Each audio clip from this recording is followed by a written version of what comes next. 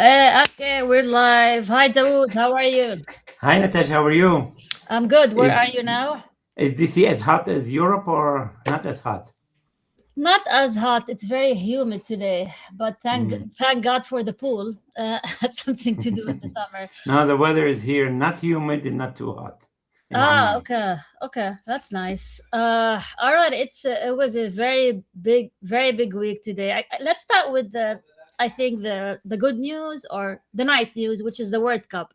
So you've been following the World Cup more than me. So tell me what Yes. happened. Jordan is out, and but I think they did well. What do you think? Look, I wrote an article on Substack saying the fourth goal that was scored by actually participating because now they have experience. What Yeah, they were missing, and we saw it in the game. yeah, Always in the second half, they were behind. They were always ahead in the first half because they don't have experience. And some of the goals were really easily could have been stopped if they had experience.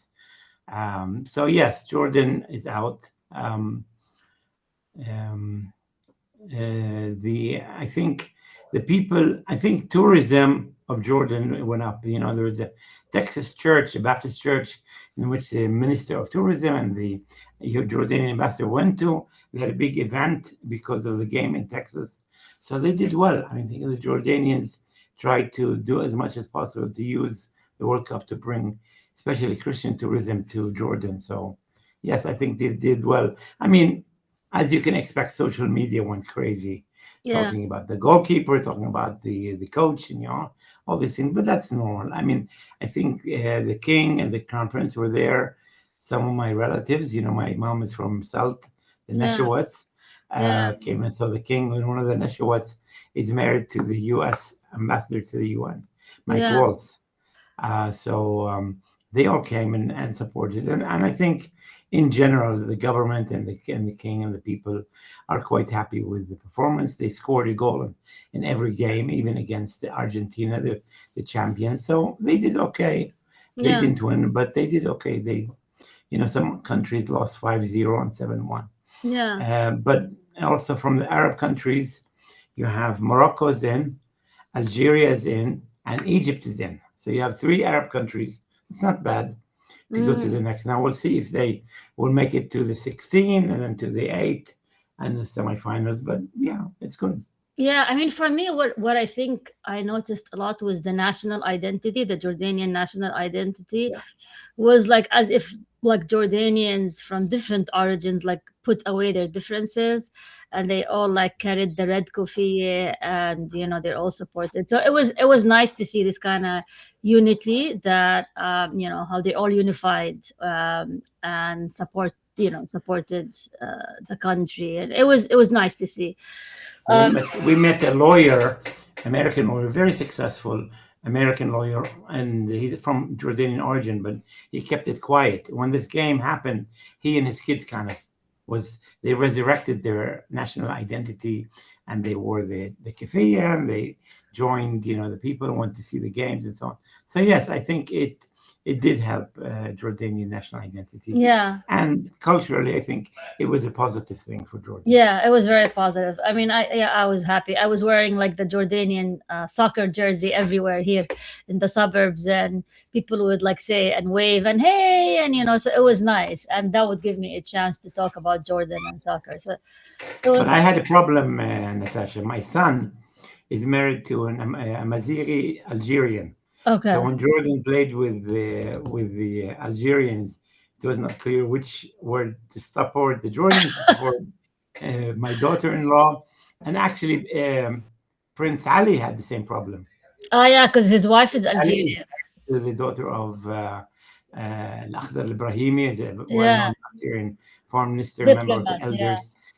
But she said she's going to support Jordan with her husband, so we'll see. Algeria won, so she's happy probably. yeah, yeah. I bet. Well, in other news, it was a big week or a day in New York. So I like Last Tuesday. last Tuesday. Yeah, it was almost like last week. And honestly, I never saw that coming, not in my wildest dreams. But that I'm reading an article that Al Jazeera wrote. Palestinian rights advocates hail political earthquake in New York as progressive beat several pro-Israel candidates. So how did that happen? Why, like, how did this trend shift to the, to the degree that all APAC endorsed candidates lost in New York, which And has by big numbers. by big numbers, which has Yeah. the majority of, the biggest majority of the Jewish populations are in New York. So what actually happened, and what kind of charisma Mamdani had to back these candidates, and everyone voted for them? It's not that APAC supporters lost. It's also the Democratic Party supporters. I mean, one of them went against a person who's been a member of Congress for 5 rounds, and he was the chair of the Hispanic Commission. She went after him and she beat him. So I think the big question now is, how does this affect the Democratic Party nationwide? If they are smart, they would have been, when they made the survey of why Kamala Harris lost, they would have not hidden the fact that she lost because of Gaza, because of her Supporting lack of support for genuine end of the war. And so I think it's going to resonate, especially in many of the states that are that can go either way, what they call the purple states. I think they need to understand that if they don't take a position, people will vote for those who take a position. So I think the idea of playing on both sides will not work for the Democrats. They have to take a side, and they have to really stand out and say, this is what I believe in on the Palestinian-Israeli conflict. So you think the Democrats are not gonna win unless they say, we don't support what's happening, we're gonna be tough on Israel? That's their only chance of winning. Otherwise, Yes. if they keep trying to please both sides, there's no chance of them winning this election. And I don't know. I think you're right. I think even Trump today is upset with Netanyahu. So I don't think they would be. I mean, it's all about money, okay? And if they have enough money to not to meet or match their opponent, but enough money to be able to run a good campaign, they will get a lot of votes, because people support, regardless of the money, support those who have a backbone. If they don't have a backbone, and if they, in their heart, believe in justice for Palestinians, but because of their donors, they have to play games, people will read through that hypocrisy. And for me, even the idea is that now the issue of Palestine is everywhere on the agenda of all the candidates, even like local places, not only the midterm or the presidential election. And as I said, honestly, I did not see that coming. I never thought I would live to see that day. So if like 10 years from now, quote unquote, a Middle East analyst at one of the think tanks in DC want to analyze this, what would they say? They would say the Mamdani effect, the Gen Z. For sure. Mamdani did leave an effect, but I think it's bigger than Mamdani. I think it's the Gen Z, yes, the younger people who are voting and who are taking a position. The Rami Khouri was with us 2 weeks ago, and he's now in Amman. And the Cosmopolitan Rotary Club invited him, and he chose the headline. His headline is the Palestine has become a domestic issue in the U.S. Imagine that. Palestine has become a domestic issue in the elections in the U.S. I never also would have thought of that. And then he's going to defend that topic in the Jordanian Rotary Club. So it's interesting. I mean, I remember when I was watching the Emmy Awards a couple of months ago, one of the actresses who won the Emmy, she's Jewish. When she took the award, she said, F ICE, free Palestine. And she said that, the stage of the Emmy Awards. And she was the same one who wore the Palestinian jersey during HBO show. And she's a Gen Z herself. And and I think that's telling you where things are going, where at the Emmy people are saying free Palestine. Yeah, again, I never thought I would live to see that day, but it's happening right before our eyes. So, in other news, what is happening between the Iran and the US? Honestly, I am you lost a bit. you lost interest or you lost count. Yeah, like I think everyone, it's not only me. I think we're all suffering from Iran US fatigue, especially when it comes to peace, no peace, peace, no peace, truce, no truce, Hormuz, no Hormuz. I mean, like, when is this gonna end? And also, I don't understand. I thought the Congress voted to end the war. And why is But this then they still happening? re-voted again 2 days later, and they voted to allow Trump Why? to. Did Trump pressure I them to think do he that? squeezed a few hands or put pressure on a few people to. I mean, the Republicans have the majority; they just need to use it. But So how can you people, have one? Is it one vote final? Like, how can you just yeah, say it's not a law. It's not. It's not. It's you need a majority. You don't need a filibuster proof 60 votes to get it. But it's. I think it's a statement from the Congress. I mean, when they make that statement, and if Trump goes against them, they can stop the money. I mean, by having control over the purse string, they can stop the money. So yes, it is important. But I think what is happening is as follows. I think when they made the deal, uh, many people there was a pushback. A lot of people said, it's amazing you gave up so much, $300 billion, and nothing on the missiles, nothing on the proxies, nothing on nuclear. You've basically surrendered. yeah? And so I think Trump wants to do something. And the Iranians are extremely smart in how they deal with negotiations. So they don't take things, they take things seriously. And so apparently tried to play some games in the 60-day negotiations, and they still have not delivered on Lebanon. And so there was attack on a ship, an American ship or some ship, and the Americans retaliated, and then Iran hit Americans in Bahrain, and then now they said no, we'll stop attacking each other. But it's a way for him to cover his back by saying, I'm trying my best, and look what they're doing.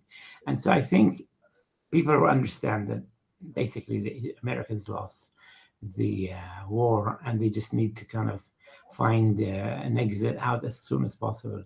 So they're trying to make a few improvements in the final agreement, but basically the war is over. The actual fighting, the big fighting is over. There's going to be skirmishes here and there, but basically the war is over, and the Iranians, in a way, in their skills and negotiating skills, and the fact that they did not collapse has meant that the Israelis gave the Americans, as somebody said, bullshit. Hmm.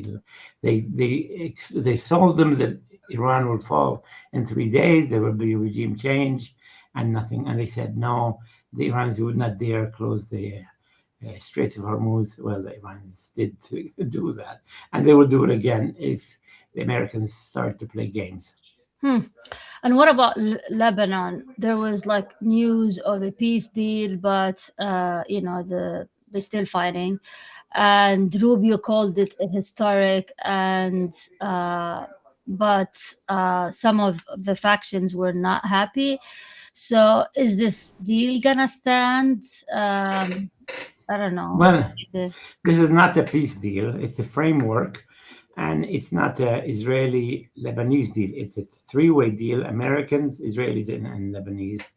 And it doesn't have a lot of clarity on, especially on the issue of sovereignty. I mean, the strongest complaint against it is it doesn't call the Israeli presence occupation, and it doesn't call for the immediate withdrawal of Israel. Now, apparently, they're agreeing on 2 or 3 locations where the Lebanese army will replace the Israelis in areas that have been so cleaned up from Hamas, from Hezbollah.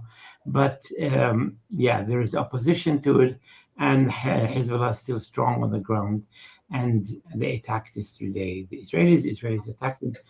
Nobody knows who started it, but it's clear that it's not going to carry a lot of weight unless and until Israel withdraws from Gaza, from Lebanon. Huh. And Netanyahu cannot withdraw with elections coming up in September. He just can't. And politically, he's suicide. So he's stuck. He's stuck. He can't get out, and his soldiers are basically easy targets for Hezbollah because they're not leaving behind the international borders. Hezbollah doesn't need to send rockets into Israel. They have enough soldiers around to attack them.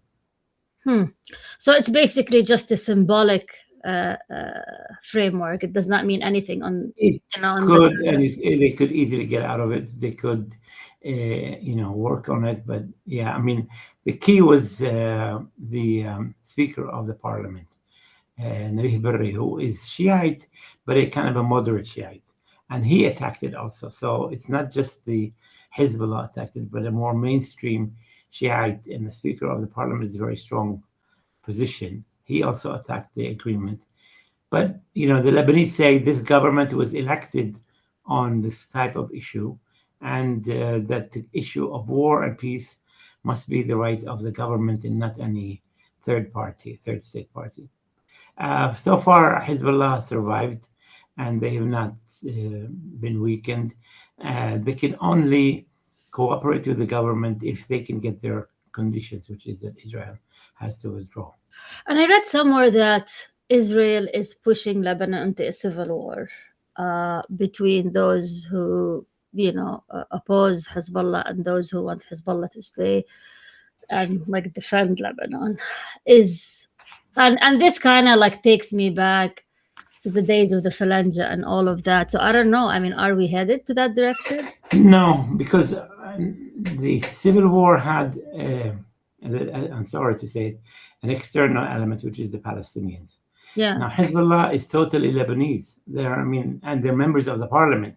So they can't just, push them aside. They might be against their military arm, but they're a political arm as well. And they're present in the government, in the parliament, and so on. So I don't expect a civil war, but I don't expect the Hezbollah to surrender either. Oh, well, in other news, back to Jordan, there was a big development when it comes to the issue of Christian Jordanians. And as a Christian Jordanian myself, one of the issues that my family always deals with and thinks about is the issue of inheritance. Since we don't have any brothers, we're 3 girls, so automatically the Sharia law would be applied to us, and any inheritance would go to the cousins. To the male cousins. To the male cousins. But while we were chatting here, you told me that there's a new law that is gonna solve that issue. So if you can tell me exactly when did this happen? I need half an hour, but give me 10 minutes. Yeah, sure.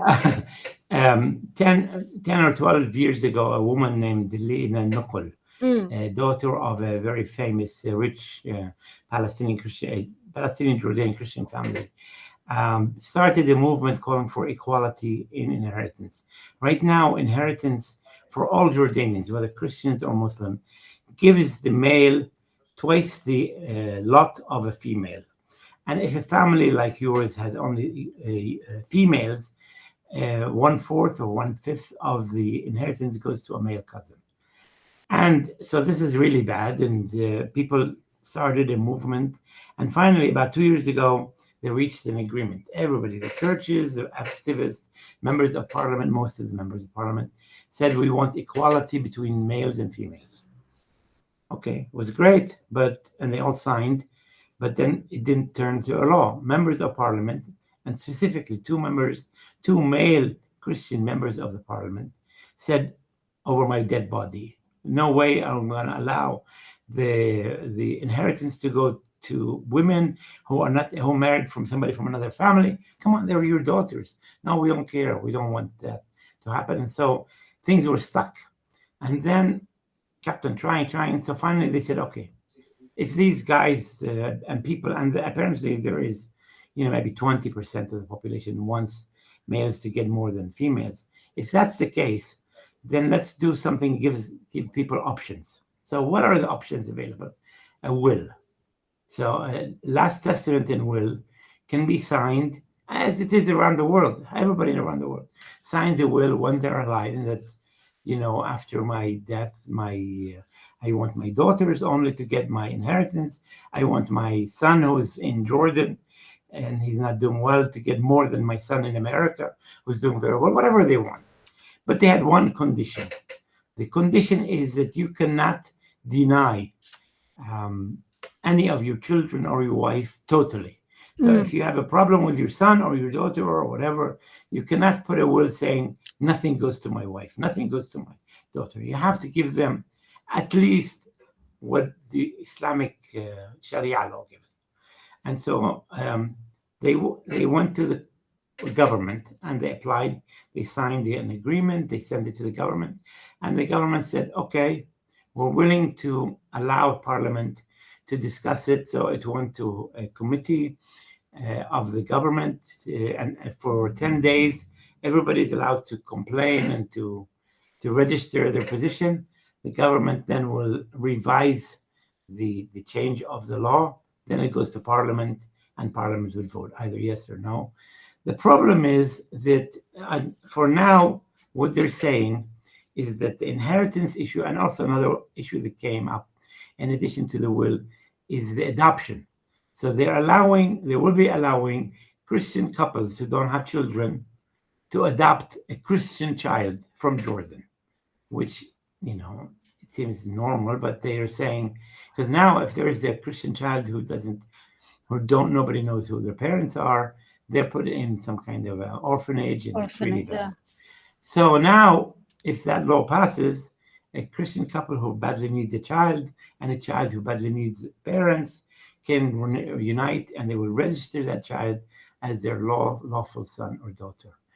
Again, there are a lot of people complaining that this is going to be difficult because there's a lot of possibilities that the child will want to know who their biological parent is, and what do we do when he wants them. And, okay, there are a lot of question marks in both the will and adoption. In most countries, I was talking to an Italian person, actually a local a Catholic person, who told me the law about will in Italy has 150 articles.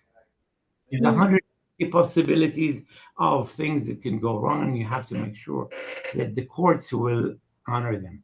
Now they're afraid that they're going to pass a simple law saying basically the church courts, the ecclesiastic courts, are the ones who decide the will. The people will come and sign the will in front of them. It becomes legal, and if the person dies, then they will do. But they don't take into consideration, for example, suppose you sign a will and you have, 3 children, 2 children, and then your wife has a child, and you don't have time to go on and update you die, or, you forget or whatever. What happens? Does the new child get nothing because he didn't? So anyway, I checked that, and apparently there are ways in the will to say that my existing children and any other children will get the will. But is it gonna pass? Right now, all the churches agreed to it. All the members of parliament, the 2 members that were against it, were voted out the last elections. So we have a very strong possibility that it will pass. But there's a lot of noise right now. And, people are trying to understand, because there's nothing published about how you deal with the exceptions. People are worried that you're taking the power from the courts and you're giving it to people who can use it or abuse it, and they might even not give their daughter and not give whatever. And so some women might suffer, even though they're all saying we will create internal bylaws that ensure that women get as little as possible. The problem in Jordan is that most Christian families like yours have 2 or 3 children. Many Muslim families have 4 or 5. And so the chances of a Christian family not having males is quite high. And so it affects Jordanian Christians more than Jordanian Muslims. But one of the ideas is that there should be a law or article in the law saying that regardless of the will, if people sign or not sign a will, no inheritance will go outside of the family. It's called hajib. So the women, like your family, will actually say, I don't allow anyone outside of our nuclear family to get the inheritance. So one idea is to add an article that applies everywhere, that hajib, that women can block the money they inherit to go to anybody else except the family. Now, apparently, there's one of the wings of Islam, as Ja'fari, which allows al hajib, which Mm. allows that women can do that. So some people are saying we can use that Islamic tradition, some countries, I don't know where, to create an article saying, regardless whether you write a will or you don't write a will, a family can ban the money from being transferred to outside the family. It's a big issue, and it's going to take a lot of discussion and debate. But I think eventually it will pass. So basically, if outside of the family, like what you, if you're not married to your cousins, if No, you're if your cousins from your mother's side or your father's side, first your father's side, who are male. So the question is not the nearest relative of yours. Let me put it this way: who is a male will get equal part, equal a point, equal amount as you will get. So your three girls, there will be three girls and a male from outside your nuclear family, your cousin, mm, your male cousin, or somebody else, or the brother of your father, or somebody else like that. mm, I see. But what if now a Muslim wants to have a will? Like, don't you think people say like, oh, why only you allow Christians to have a will? Would that? I know it's like a bit It's controversial to an discuss it, but excellent question, Natasha. And there's rumors that powers to be in Jordan are encouraging this idea mm, for Christians to kind of be the forefront of yeah, changing it for all. And as in Tunis, there's a discussion also about abandoning Sharia. So the idea is once this is applied and hopefully successfully applied, there will be more demands, and women activists and women organizations will have more courage to make that demand. So in a way, like, you know, uh, Jordanian Christians will examine the issue and see how it works out. See how, because the tribal people in Jordan, whether Christians or Muslims, are the same, yeah, and the liberal people, whether Christian or Muslim, are the same. yeah, So those among Jordanian Christians who are against it, you'll find them equal or maybe more among Muslims. And yeah. those who are in favor, you'll find them in both sides. So again, it's not a question of Christian or Muslim, it's more a question of being conservative, ultra conservative, or liberal, and believe in the rights of equality between men and women. Yeah, because according to the Jordanian constitution, all citizens are equal under the eyes of the law. So, like, people can Yeah, but argue. But Natasha, Article 109 says that Christian non-Muslim community will have a right to manage their personal status issues. So Mm. this is considered personal status, and there is a permission to allowing that can be taken care of. Hmm. Oh wow, that's what about the citizenship issue? Because, like, for example, I cannot give my kids the Jordanian citizenship. Yeah, my daughter is a daughter of a Jordanian mother, and because I'm not Yeah. Jordanian, I'm not able to give her. So that, I think that's probably even harder than the will. There's a strong opposition because they're afraid that The there will be Palestinian more issue. Palestinian and Iraqis and Egyptians and so on. Already the tribal communities, the East Bank tribal community, feel already that they're being weakened and they're not getting positions and jobs, so on. So there's a strong opposition to that. Hmm. Wow. We have David White joining us. Hi, David. Good to see you here. Feel free to ask any questions. and feel free to follow us on everywhere, also on YouTube. And speaking of YouTube, Dawood, we've been, trying to get. What happened? What happened? So we started the channel, and like we only had like 9 subscribers. So I thought, okay, so I'll just maybe use a paid promotion to promote the site, but YouTube rejected the promotion, saying it's gonna affect the elections, it's political. And I was like, what? So I tried 3 different videos. One was like about the World Cup, and one was, I think, the one with Rami Khouri. They were all rejected. I think they were too political, but So wait a second. YouTube page is allowed, but promotion is not allowed. correct. But I've seen political promotions in YouTube. I remember like during the first year of the Gaza war, there were like a number of pro-Israeli segments appearing um, online and on YouTube and all of that. So I think the excuse that they gave me, YouTube, is that it's like meddling with the elections.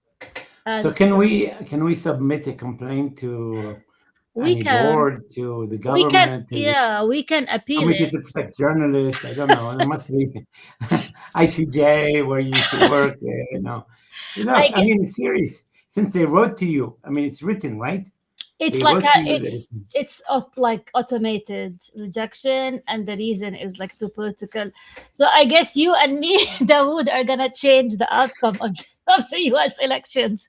yeah, And that's that's why they and refused. David White with us. Yeah, and they refused to let us advertise, which was like an interesting thing that happened, that I'm like, and I kept looking at all of our videos, like, is there any video they would approve? Apparently not, because I tried 3, they were all rejected. um Keep trying. Maybe somebody will be try on a weekend when there's somebody else that is working on the I weekend. will try to appeal and say we're just analyzing the news. So uh but yeah, Um, I'm curious, like people like Tucker Carlson and all these people, can they they're all Americans. advertise? Well, we're American citizens, Yeah, can you they and I. advertise? Maybe Yeah, they don't know that we're American citizens. how would does it even matter? Yes, Because sure. I mean, if it's a foreigner interfering in American elections, yes, there is the law. But we're not foreigners.